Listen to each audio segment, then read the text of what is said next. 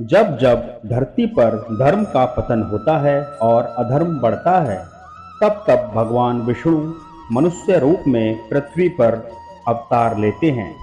इसी तरह द्वापर युग में भाद्रपद की अष्टमी तिथि दिन बुधवार रोहिणी नक्षत्र में भगवान विष्णु ने लोगों को पापी कंस के अत्याचारों से मुक्ति दिलाने के लिए रानी केतकी के गर्भ से कृष्ण रूप में अवतार लिया। तभी से कृष्ण जन्माष्टमी के रूप में मनाया जाने लगा। श्री कृष्ण को बाल गोपाल, कान्हा, कन्हैया, मुरलीधर, नंदलाला, गोपाला और लड्डू गोपाल जैसे कई नामों से पुकारा जाता है। तो इनका लड्डू गोपाल नाम कैसे पड़ा, आइए जानते हैं इसके बारे में विस्तार से। कहते हैं कि ब्रज भूमि में भगवान श्री कृष्ण के एक परम भक्त थे, कुंभन दास, जिनका एक पुत्र था रघुनंदन। कुंभन दास श्री कृष्ण की भक्ति में लीन रहते थे और उन्हें छोड़कर कहीं नहीं जाते थे। एक बार उन्हें वृंदावन से भागवत करने का न्योता आया। पहले तो कुंभन दास ने उन्हें मना कर दिया, फिर लोगों के बहुत ज्यादा जोर देने पर वे मान गए। उन्होंने सोचा कि भगवान की सेवा की तैयारी करके जाएंगे और कथा करके वापस लौट आएंगे। कुंभन दास ने भोग की सारी तैयारी करके अपने बेटे रघुनंदन को समझा दिया कि ठाकुर जी को भोग लगा देना, और कहकर कथा के लिए चले गए। रघुनंदन ने भोजन की थाली ठाकुर जी के आगे रखी और उनसे भोग लगाने का आग्रह किया। उसके बाद मन में ये छवि थी कि ठाकुर जी अपने हाथों से भोजन करेंगे, लेकिन ऐसा हुआ नहीं। बहुत देर इंतजार करने के बाद जब भोजन की थाली ऐसे ही रखी रही तो रघुनंदन जोर से रोने लगा और पुकारा कि ठाकुर जी आओ और भोग लगाओ।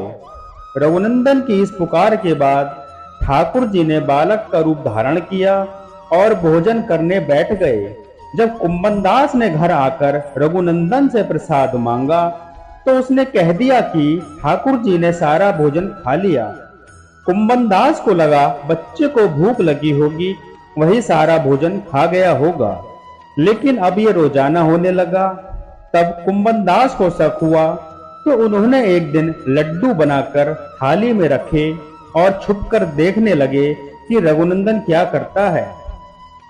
लड्डू की थाली रघुनंदन ने ठाकुर जी के आगे रखी तो उन्होंने बालक का रूप धारण किया और लड्डू खाने लगे। कुंभन दास ये सब छुपकर देख रहा था। जैसे कि ठाकुर जी बालक के रूप में प्रकट हुए, कुंभन दास भागता हुआ आया और प्रभु के चरणों में गिरकर विनती करने लगे। उस समय लड्डू गोपाल के एक हाथ में लड्डू था और दूसरे हाथ का लड्डू मुंह में जाने ही वाला था, लेकिन इतने में वे वहीं जड़ हो गए। उसके बाद से ही उनके इस रूप की पूजा की जाती है और उन्हें लड्डू गोपाल कहा जाता है। तो ये थी कहानी कि भगवान श्री कृष्ण को लड्डू गोपाल क्यों कहा जाता है। और आज हमारे घर में, सभी घरों में ज़्यादातर लड्डू गोपाल भगवान की पूजा होती है, जिससे घर में सुख समृद्धि और धन की कभी कमी नहीं रहती है। तो दोस्तों, अगर आपको आज की वीडियो अच्छी लगी है तो वीडियो को लाइक करें, और अगर आपने हमारा चैनल अभी तक सब्सक्राइब नहीं किया है तो चैनल को सब्सक्राइब करें। साथ ही नोटिफिकेशन की बेल आइकन को प्रेस करें, जिससे आपको हमारी आगे आने वाली अचूक उपाय की वीडियो, भक्ति की वीडियो, चौपाई की वीडियो की अपडेट मिल सके। चलिए दोस्तों, मिलते हैं आपसे अगली वीडियो में। जब तक के लिए जय श्री राम। राम भक्त हनुमान की जय। जय सीताराम।